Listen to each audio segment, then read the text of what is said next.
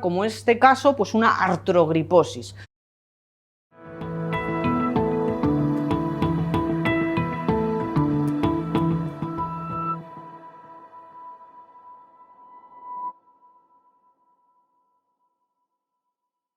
Continuando, hemos hablado de la patología congénita de cadera y ahora vamos a pasar específicamente a la patología congénita del pie.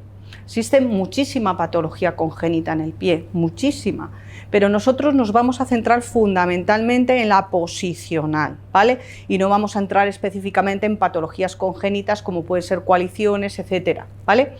Fundamentalmente vamos a dar aquella posicional o estructural y un barniz general de toda, un barniz general, porque específicamente en el máster podréis ver con más profundidad algunas de todas estas patologías. Bien. Fijaos, la patología congénita del pie, en un estudio epidemiológico realizado por el Instituto de Malformaciones Congénitas del Pie, se valoró las alteraciones congénitas del pie en todo el ámbito, en todo el territorio nacional. ¿Qué ocurre? Que posiblemente pues haya mucho sesgo. ¿Por qué? Porque a veces no existe, a lo mejor la matrona no está capacitada o no tiene esa formación específica para decir este pie es de una característica u otra, y muchos de ellos se incluyen dentro de la terminología Zambo, que como veis pues es la más frecuente. Posteriormente el calcáneo valgo, metatarsus adductus. Entonces, bueno, pues lo que sí se sabe es que aproximadamente existe un 22,6 por 10.000 nacidos vivos que presentaban anomalías específicas en el pie en el territorio nacional, de una población de 2.000 y pico niños estudiados, ¿vale? Bien, vamos a empezar con ese pie equinovaro, ¿vale? Características generales. ¿Qué es el pie equinovaro? Pues es aquel pie que presenta una posición de equino, presenta varo, presenta aducción de antepié y presenta una supinación de retropié. Además puede tener cabo en la bóveda plantar. Ojo, no siempre aparece esto. Y una rotación interna de la tibia, o sea, cuando se produce la posición de equinismo, rota también la tibia, pero no siempre tiene la mortaja, no siempre sigue a la posición del pie. De ahí que muchas veces también se valore y se estudie desde el punto de vista de patología quirúrgica esa cuña preperonea de Nelaton que aparece cuando no sigue esa rotación al pie. Bien. En cuanto a la teoría de por qué aparece ese pie equinovaro, pues evidentemente está la teoría mecánica, que es pues un aumento de presiones, embarazos múltiples, presión intrauterina, bueno, pues se puede producir. Por otro lado, la genética o hereditaria. Es fundamental que nosotros en la anamnesis preguntamos si hay alguien en la familia que puede tener un pie similar, si recuerdan que alguien cojeaba, porque a lo mejor es el abuelo que siempre ha llevado muletas. Entonces es una manera de conocer ese factor hereditario, porque lo hay, ¿vale?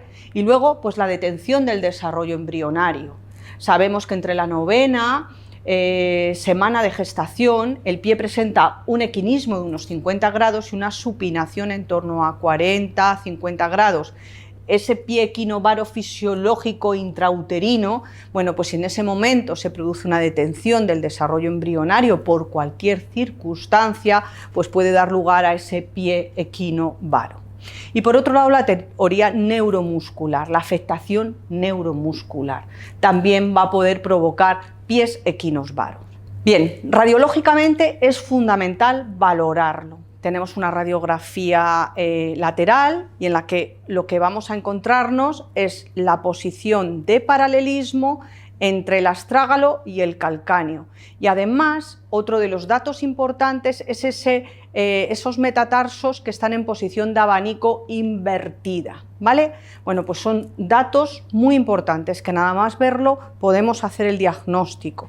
Bien, y también lo vamos a ver en la radiografía dorsoplantar. Lo que nos vamos a encontrar va a ser efectivamente otra vez esa situación de paralelismo característica del pie equinovaro, ese metatarsus adductus, y no solamente eso, sino que incluso existen clasificaciones, existe una clasificación fundamental que es la clasificación de Simmons, que nos va a establecer la situación y el diagnóstico de su complicación según esté el cuboides alineado con el calcáneo o, como en este caso, totalmente luxado.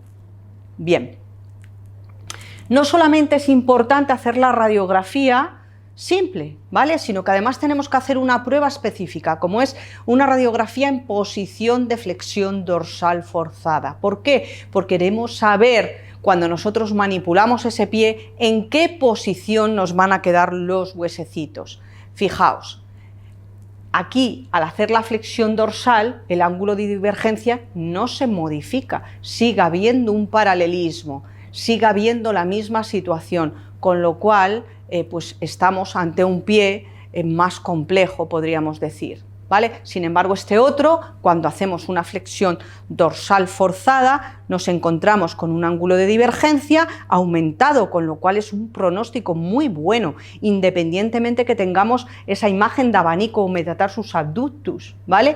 Pero el pronóstico es mucho mejor que este otro caso. ¿Y qué decir de este otro caso? Cuando vemos que cuando se hace una flexión dorsal forzada, para nada nos seguimos encontrando un paralelismo excesivo, nos seguimos encontrando un metatarsus adductus. Es fundamental hacer esto, porque si nosotros ferulizamos al niño en esta posición, lo que vamos a terminar es haciendo un pie plano en balancín impresionante, ¿vale?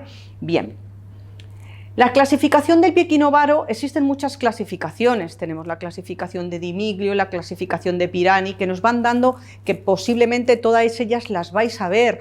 Entonces, en cada una de ellas, según las características clínicas, nos van a permitir un tipo u otro de tratamiento. Yo lo que voy a hacer es una clasificación la más sencilla de todas, que es un tipo 1, leve o posicional, un tipo 2, moderado, congénito, hereditario, y un tipo 3, grave, rígido, neuromuscular, asociado a síndromes. Vamos a ir al primero de ellos, un tipo 1.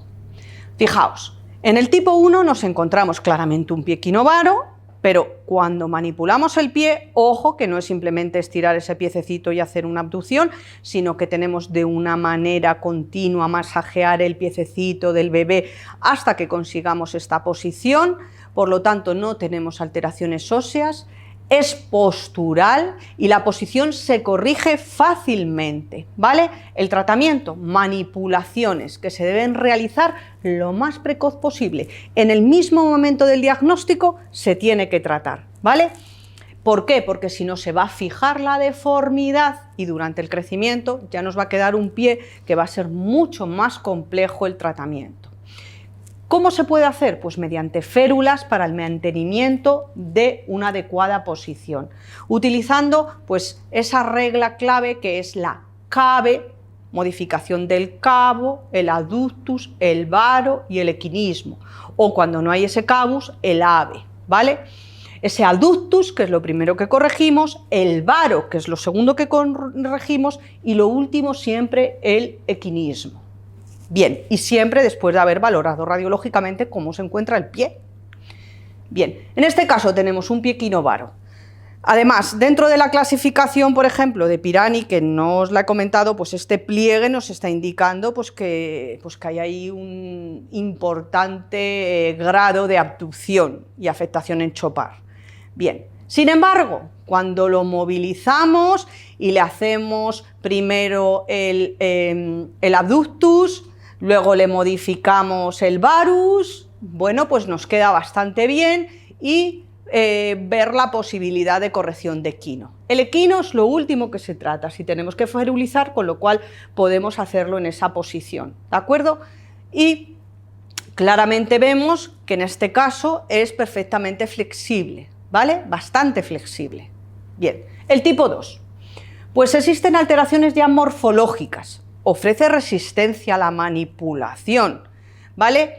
Las manipulaciones aquí, bueno, pues se pueden hacer, pero necesitamos férulas y fundamentalmente escayolas seriadas, ¿vale? Podemos utilizar férulas tipo bebas, pero con control, pero muchas veces es preferible esa escayola seriada tipo método Ponseti, gran traumatólogo español, aunque su éxito radica fuera y a nivel mundial se le conoce, y luego pues esa tenotomía que se puede hacer a nivel del tendón de Aquiles para, lógicamente, quitar el equinismo, que no todos, pero en el tipo 2 casi todos van a llevar esa tenotomía, ¿vale? Clasificación tipo 3. Bueno, pues existen alteraciones morfológicas claras, ofrece una alta resistencia a la manipulación, tiene un peor pronóstico, porque pueden existir anomalías anatómicas. No solamente eso, sino que nos podemos encontrar, como en este caso, pues una artrogriposis. Con lo cual, el tratamiento, pues esa manipulación, pero evidentemente férulas, escayolas seriadas, tenotomías con el método Ponseti y muchas veces una cirugías ya de partes blandas y cuando termina el desarrollo, partes óseas, porque muchas veces lo que se busca en estos casos es un pie totalmente plantígrado para ser capaz, lógicamente, a veces de deambular, de poder caminar aunque sea con un andador, dependiendo lógicamente de la afectación neurológica que tenga el lactante. Bien. Simplemente deciros un apunte más sobre el método Ponseti, pues que distintos estudios que podamos valorar y ver, todos ellos nos van a indicar lo mismo, que el método Ponseti es el mejor para tratar el pie equinovaro, no solamente en los niños diagnosticados precozmente, sino incluso tiene unos resultados satisfactorios del 89% en niños en los que ya caminaban y que no ha sido tratado correctamente y tiene una tasa de recurrencia baja. Por lo tanto, es fundamental el conocimiento del mismo.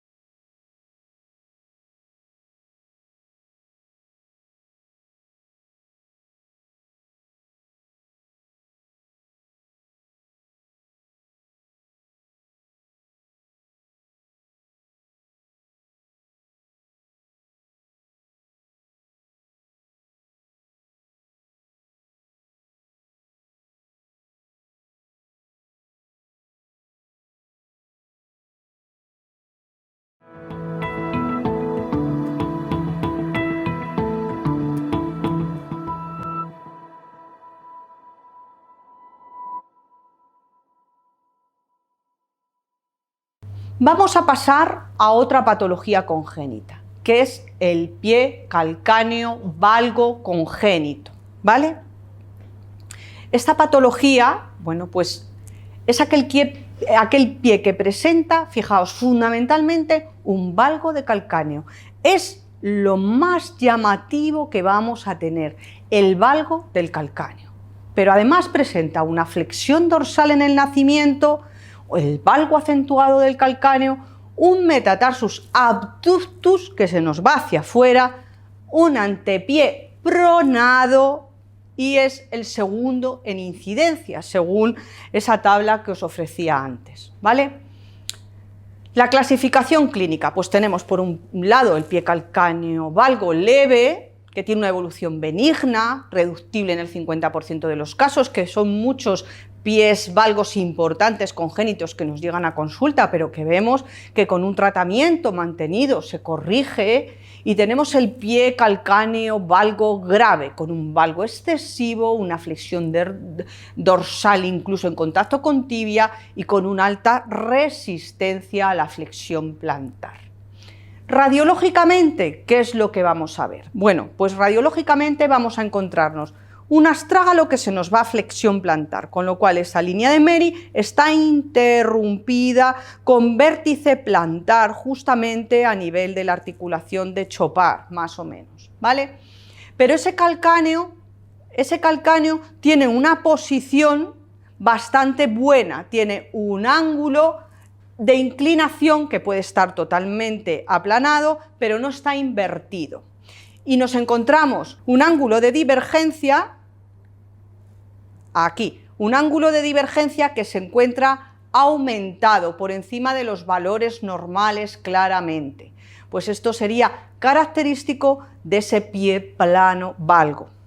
Bien, este sería el tipo de pie. Tenemos un pie claramente en posición de eversión. Si hiciéramos un índice postural de este pie, tendríamos un +12, ¿vale? Es un pie plano valgo, que incluso tiene una marcha de patito total. ¿Y cómo se trata? Bueno, lo ideal es tratarlo cuanto antes, manipulaciones, férulas tipo bebas, escayolas seriadas también se puede hacer. En algunos casos se precisa la tenotomía aquilea percutánea, exactamente para lo mismo, porque puede tener mucha retracción aquilea. En otros casos, cirugías de partes blandas y, por supuesto, fundamental, si es flexible el tratamiento ortopodológico, ojo, mantenido y férula nocturna, fundamental. Eso es como los bracker, igual que los niños se ponen el bracker y no se lo quitan, pues aquí tenemos que tener la misma disciplina y desde luego se puede corregir. Bien, vamos a pasar a otra patología congénita, que es el astrágalo vertical congénito. El astrágalo vertical congénito es aquel que presenta aquella alteración congénita que nos encontramos fundamentalmente el astrágalo, ¿cómo está? En posición vertical y nos da lugar a un pie plano en balancín. Lo más importante, fijaos, es que se produce la luxación teratológica del escafoides. El escafoides se va a situar por encima del astrágalo, ¿vale? Y va a haber una retracción muy importante también en el tendón de Aquiles que hace que baje en flexión plantar ese calcáneo. Bien, la etiología. Nos hablan de detención del desarrollo embrionario en el segundo mes de vida intrauterina. También nos dicen que puede aparecer de forma aislada, pero ojo, siempre que veamos una malformación congénita en el pie, un astrágalo vertical congénito o cualquiera de ellas, no hay que olvidar de valorar otras alteraciones musculoesqueléticas, otras deformidades musculoesqueléticas o patología del sistema nervioso central. Bien, ¿cómo lo diagnosticamos o cómo hacemos el diagnóstico radiológico? Radiografía lateral. Nos encontramos que en la radiografía lateral lo más importante que tenemos es esa verticalización del astrágalo. Eso es lo que va a dar el nombre, ¿vale? Y luego la luxación teratológica del escafoides por encima y esa flexión plantar tan importante del calcáneo que vamos a tener, dando lugar a ese pie en balancín. En la radiografía dorsoplantar, ¿qué vamos a ver? Pues fijaos, tenemos un ángulo de divergencia aumentadísimo, pero fijaos, tenemos un astrágalo que lo vemos pequeñito. ¿Por qué? Por la posición de verticalización, exactamente igual que nos pasa con el calcáneo, parece que son hipoplásicos. En este caso, fijaos, tenemos solamente el cuboides. Normalmente en todos los pies, en todos los talipes, en todos los pies congénitos vamos a tener un retraso de osificación muy importante. Bien. Bueno, pues además de tener que hacer esa radiografía, debemos de hacer una radiografía en flexión plantar forzada, justamente lo contrario que hacíamos en el pie equinovaro. Es esencial tomar esta radiografía. ¿Por qué? Porque lo que queremos detectar es que si existe una luxación del escafoides por encima de ese astrágalo, porque si es así estamos ante un verdadero vertical congénito y si no reduce también rígido, ¿vale? Cuando el escafoides no ha aparecido, pues no podemos tomarlo de referencia. En esta imagen lo que vemos es un pie de un recién nacido y tenemos astrágalo calcáneo y no tenemos ni cuboides, que tendría que haber aparecido en el 9º mes fetal y no lo tenemos. Entonces tomamos como referencia el primer metatarsiano. Haríamos eje de astrágalo y haríamos eje de primer metatarsiano. ¿Coinciden? No. Por lo tanto, ese escafoides va a salir luxado, por lo tanto estamos ante un verdadero astrágalo vertical congénito. Bien, en estas imágenes podemos ver exactamente lo mismo. Tenemos una posición de un astrágalo vertical. En este caso, al hacer la flexión plantar, vemos que coincide con escafoides, con lo cual es flexible y bueno, pues algunos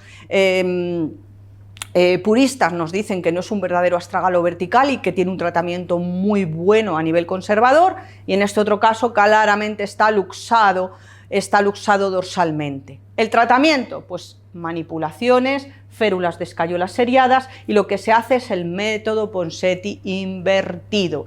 Muchas veces las tenotomías importantísimas, esas tenotomías parciales, y la cirugía. En algunos casos, partes blandas, ojo, no se toca hueso, que antiguamente se tocaba hueso solamente cuando ya ha terminado de osificar. Vamos a ir a ver otro de los pies. El siguiente que vamos a valorar es el pie talo congénito. Bien, bueno, el pie talo congénito es aquel que aparece en el nacimiento. Presenta una flexión dorsal del astrágalo y su apariencia es que todo el pie se nos ha ido a flexión dorsal. Hay que realizar diagnóstico diferencial con el calcáneo valgo infantil, cuyo talón se encuentra en una posición de valgo excesivo. Fijaos, el pie talo congénito lo podemos clasificar según la clínica. El tipo 1 es esa posición de flexión dorsal que es tan característica que los niños nazcan en esta posición. El tratamiento, aunque lo veremos luego, es fácil de manipulación, enseñar a los padres, incluso una ferulita básica. Ya un tipo 2 en el que su forma es una forma más acentuada. Ojo, hay que hacer diagnóstico diferencial con ese calcáneo valgo, ¿vale? Lo más importante es que aquí el astrágalo va a estar en posición de flexión dorsal y eso nos va a dar como un pie cuando madura más como cabismo, ¿vale? Y el grave. El grave es un pie que prácticamente está en contacto con la tibia. Fijaos, tiene como un arco interno perfecto, o sea que no estamos hablando de un vertical congénito ni estamos hablando de un calcáneo valgo, y sin embargo pues está totalmente en contacto. Bueno, pues este tipo grave aparece con alteraciones neuromusculares, agenesias lumbosacras, incluso agenesias a nivel de la pierna, ¿vale? Y de huesos del pie y sindactilias. Bien. El tratamiento de este va a ser pues, manipulaciones posicionales fundamentalmente en el talo 1, se puede poner una ferulita simplemente de bebas o incluso un calzado si no es muy grave y se reduce fácilmente, y esas ferulitas para talo pues perfectamente se pueden incluir. A partir del talo 2 y el talo 3 se puede hacer lo mismo, pero muchas veces va a tenerse que hacer además cirugía. Bien. Vamos a pasar a otro de los pies que nos vamos a encontrar también congénito, como es el skin foot o el pie en Z. Este pie en Z pues es un término acuñado por primera vez por Bloom, ¿vale? Y nos habla que es un pie que nos presenta un metatarsus adductus, ¿vale? Pero hay algo muy importante, que tenemos un retropié con valgo patológico y una pronación del asa muy importante, que le va a dar esa configuración característica en forma de Z. Bien, ¿cuál es la etiología? ¿Cuál es la causa? Bueno, pues el factor congénito, el talipes, puede ser. Puede nacer con un pie con estas características, pero ojo, también nos lo podemos encontrar por una iatrogenia quirúrgica, o sea, voy buscando tener un pie plantígrado y al final lo que me queda es este pie, ¿vale? Por otro lado, un metatarsus adductus que no se ha tratado y lo ha compensado el individuo con una excesiva pronación subtalar, también nos lo podemos encontrar. Ojo, y un dato muy importante, puede ser un pie plano inadecuadamente tratado. Si nosotros ponemos un arco exageradamente alto y una plantilla muy dura y además ese arco lo ponemos muy adelantado, no corregimos la pronación y lo que vamos a provocar es una abducción de los metatarsianos, con lo cual también nos lo podemos encontrar como una iatrogenia o de tratamiento ortopodológico inadecuado. Bien. ¿Cuál es la clínica? Pues las características más evidentes son valgo de calcáneo, un retropié con una pronación del asa, como hemos dicho, una abducción del antepié, el ángulo de divergencia astrágalo-calcáneo, por lo tanto, va a estar muy aumentado, como veremos, y hay una prominencia de la cabeza en el arco medial. Hay colapso del arco, contractura en grado variable del tendón de Aquiles, ¿vale? Y la deformidad puede ser flexible o puede ser rígida. Lógicamente, cuanto más chiquitito, más posibilidad de maniobrabilidad.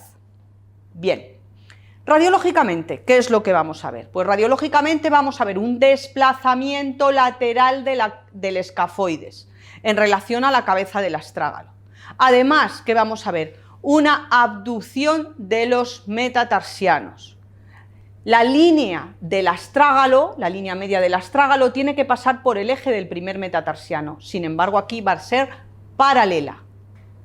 Y además vamos a tener un aumento del ángulo de divergencia astrágalo-calcáneo por encima de 35 grados. Bien, el tratamiento que se va a poner, pues lógicamente si lo cogemos chiquitito, lo suyo son férulas o enyesado, férulas seriadas que se cambian cada semana, ¿vale?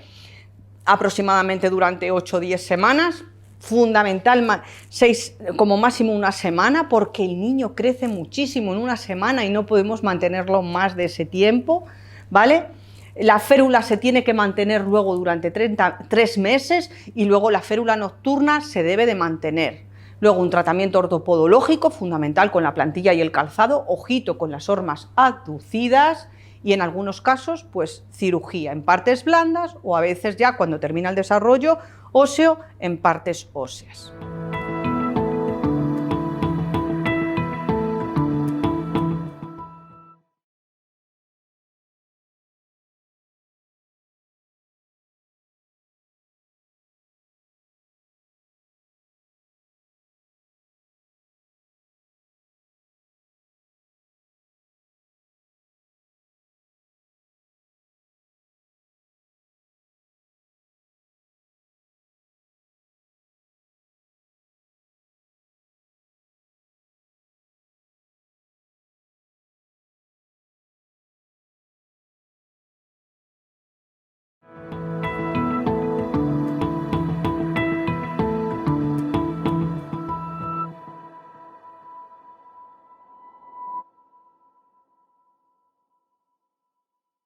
Vamos a continuar con alteraciones congénitas que se encuentran fundamentalmente a nivel del antepié.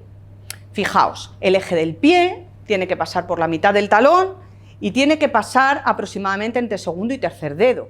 Las desviaciones que se produzcan hacia la línea media va a ser la aducción con D y hacia afuera va a ser la abducción con D. Bien. Estas deformidades, pues podemos tener un antepié adductus, un antepié que se nos va hacia adentro, en el que nos vamos a encontrar, como vemos aquí, el borde externo convexo. Nos vamos a encontrar que cuando trazamos el eje del pie, el antepié se nos va en abducción y nos vamos a encontrar como ese borde externo es cóncavo.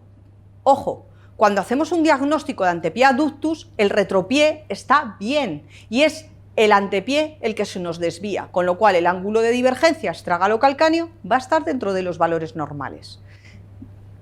Vamos a ir al antepié adductus. ¿Qué nos encontramos? Pues nos encontramos que cuando lanzamos el eje del pie, ¿vale?, vamos a tener un borde interno convexo y un borde externo cóncavo. ¿De acuerdo? El antepié se nos desvía en abducción. Encontrar un antepié abductus solo es muy difícil, en el que el retropié esté normal. Normalmente nos lo vamos a encontrar asociado a ese calcáneo valgo del que hablábamos, ¿vale? Vamos a hablar específicamente de este metatarsus adductus. Como hemos dicho, es la desviación congénita, que Henke fue el primero que nos lo describe, ya en el año 1800, ¿vale?, a mediados del siglo XIX. Puede ser bilateral o unilateral y bueno, pues las características un poco que hemos dicho antes, con apoyo específico en la apófisis estiloide, en la que se nota mucho y que luego va a poder tener mucho apoyo en la apófisis estiloide del quinto metatarsiano. Bien, la clasificación se puede hacer en base a la línea media, indicándonos que va de grado normal, moderado y severo, y sería severo cuando nos encontramos que esa línea media nos va a cortar entre cuarto y quinto, esa bisectriz del pie. Bien. Y además podemos clasificarlos si es flexible o rígido. Tenemos que coger el pie, ver exactamente los grados de abducción que tiene y ver si somos capaces, primero mediante manipulación y luego simplemente con ese goniómetro, si somos capaces de ponerlo en 0 grados e incluso darle unos grados de abducción. Si es así, pues con una férula de Bebas podemos perfectamente hacer ese tratamiento. Radiológicamente, ¿cómo lo vamos a ver? Pues muy sencillo. Radiológicamente lo que podemos hacer es el eje de divergencia entre primer metatarsiano y quinto, que vamos a ver que se nos desvía hacia afuera, o trazar el eje del tarso medio con respecto al segundo metatarsiano. De tal manera que por encima aproximadamente de 14 ya podemos entender que existe un metatarsus adductus. Nos hablan de 14 más menos 2, con lo cual a partir de 16 ya tendríamos un metatarsus adductus leve, a partir de 20 tenemos moderado y grave a partir de 25 grados. Bien. Tratamiento, pues dependiendo lógicamente de la situación que nos encontremos podemos hacer uno u otro. Si es leve, pues masajes, estiramientos que se les enseñan a los padres, fundamentalmente en los periodos de lactancia o cuando se les baña, control de la posición de los pies, cuando no se puede haber un control de la posición de los pies y hábitos posturales se le manda pues una ferulita para que la mantenga en la cama, también se puede poner si ya camina órtesis plantares, calzado, y bueno, pues un control clínico, hay que desde luego seguirlo y mantenerlo. En el moderado, pues se pueden producir esos estiramientos y masajes, pero aquí ya tenemos que ir a férula si no camina, zapato ortopédico evidentemente si camina y férulas nocturnas para dormir, y controles posturales y también ese seguimiento. En el caso del severo, pues se hace exactamente lo mismo, ya se hacen yesados fundamentalmente y muchas veces cirugías en partes blandas, pero siempre va a necesitar ese tratamiento ortopodológico, esa ortesis plantar, ese control de hábitos posturales y se va a tener que mantener el seguimiento prácticamente hasta los 12 años, como pasa con muchos de los talipes que estamos viendo. Bien. Vamos al metatarsus abductus, en sentido contrario. Como os he dicho antes, pues el antepié se nos va a desviar en abducción. Y también, como os he comentado, es muy difícil encontrar un metatarsus abductus en el que el retropié se encuentre bien, en el que el retropié tengamos un ángulo de divergencia dentro de los límites normales. Casi siempre nos los vamos a encontrar asociados a ese calcáneo valgo, ¿vale? Cuando es congénito. En el adulto pues lo vemos mucho, por ejemplo en el pie reumático, ¿vale? Esa posición de los pies en ráfaga, del antepié en ráfaga, pero indiscutiblemente en el congénito claramente lo que estamos viendo pues es una asociación, ¿vale? Radiológicamente, ¿cómo lo diagnostico? Pues puedo utilizar ese ángulo astrágalo primer metatarsiano, sabemos que eso no tiene que ser un ángulo, sino una línea recta que pasa por el astrágalo y el primer metatarsiano, y sin embargo en el metatarsus abductus se va a angular con vértice interno justamente a nivel de la articulación astrágalo-escafoidea, ¿vale? Como tenemos en la imagen de la radiología de al lado, ¿vale? Pero además también podemos hacer ese eje de divergencia entre primero y quinto y vamos a ver que se nos desvía hacia la línea media, además de ese borde interno, ¿vale? El tratamiento en los no andantes, pues manipulación, estiramientos, férulas, pero desde luego si está implícito dentro de una patología congénita, pues lo suyo es tener las férulas, las escayolas, la férula nocturna, el calzado ortopédico, las ortesis plantares que va a tener y en muchos casos esa cirugía, a veces de partes blandas, como os he dicho, antes de la osificación y posteriormente pues incluso se tiene que tocar alguna parte ósea. Bien, vamos a ver otra patología específica como es la del metatarsus adductus primus varus. Es la desviación de la abducción del primer metatarsiano. Ojo, esta se puede asociar al alus varus, pero no siempre, a veces va todo el segmento. Se diagnostica valorando fundamentalmente el ángulo que forma el eje medio del segundo metatarsiano respecto al primero. El valor normal está en 8-10 grados, ¿vale? Muy sencillo el diagnóstico radiológico. Por encima de esos 10 grados, más menos 2, siempre nos ponen esas 12, pues consideraríamos que existe un metatarsus adductus primus. Clínicamente, pues muy fácil, la separación de primero y segundo. Cuando vemos esa separación entre primero y segundo, sabemos que tenemos un metatarsus adductus primus. Muy frecuentemente el metatarsus adductus primus se asocia al metatarsus adductus, o sea que podemos tener el metatarsus adductus y además un metatarsus adductus primus. Bien, en este caso tenemos ese metatarsus adductus primus porque tenemos más de esos 10 grados de los que hablábamos, pero además tenemos un metatarsus adductus. ¿Cómo lo podemos medir también? Pues con el ángulo escafo-metatarsiano. El metatarsiano con respecto a la base del escafoides tiene que medir 90 grados. Cuando el eje de ese primer metatarsiano aumenta, o sea, se nos va en abducción, este ángulo aumenta, con lo cual es un ángulo que podemos utilizar para medir, además de utilizar el que habíamos hablado anteriormente.